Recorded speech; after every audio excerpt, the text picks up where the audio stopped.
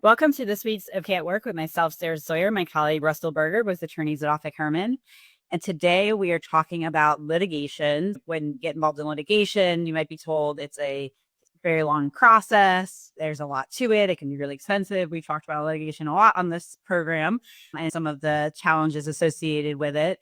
But a fun fact is that most litigation matters don't go all the way to trial, which is a good thing for the courts and for taxpayers, because that would be a huge burden. Right now, already it takes a long time to get to trial. If you do go to trial, it could take, depending on the jurisdiction, a year or more sometimes to fully get to trial.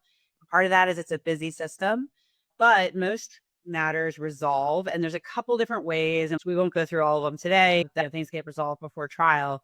But one way is in pre-motions that happen before that stage where you're actually in front of the judge and there's witnesses and all that you might see on TV. So from a legal perspective, what are some ways that folks end up not going to trial, Russell? Yeah, obviously you can settle a case. You can settle a case at any time. So that's one way. From a motion standpoint, in most forms of civil litigation, there's two primary exit points. One is a motion to dismiss, which gets filed after a complaint, and another is a motion for summary judgment, which gets filed later after you go through all of discovery. Not often, sometimes, mostly all of discovery, sometimes sooner.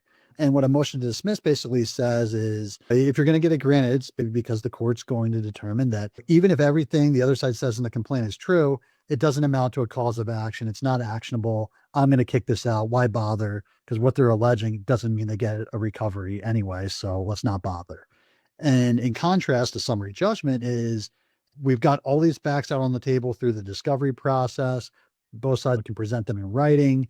And even if I take the facts in the most favorable light to the plaintiff, the defendant's motion says it's still not a viable cause of action that I can award a recovery on, and I agree. So I'm going to kick the case out because the facts don't support, as we now know them through discovery, the facts don't support a recovery here. So those are big points. Obviously, motion to dismiss, a lot better if you're a defendant to get out on, because it's way earlier in the process. It saves you a bunch of time, money, heartache of going through the litigation process. But because of that, the standard's a lot higher. It's hard to get a motion to dismiss granted because judges understandably want to give it room to play out. And if there's any gray area, they're inclined to say, let's let discovery play out and we'll revisit this later on.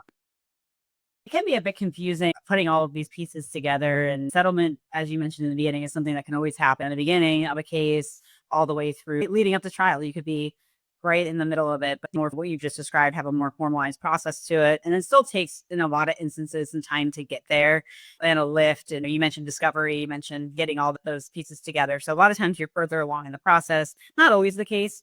Sometimes it can be the kind of case where these things happen right up front, depending on how the facts are. But it definitely is a very common practice and something that can be a little bit confusing, and how things get disposed of without actually getting in front of a judge. Because I think there is a thought that everything's got to play out in front of the judge, like in a trial setting, like you've seen in the movies. But these are just a couple of ways that might not be the case, and some might be finalized and done with when you don't see all that play out. Well, thanks, Russell. We'll see you next time. Thanks, Sarah.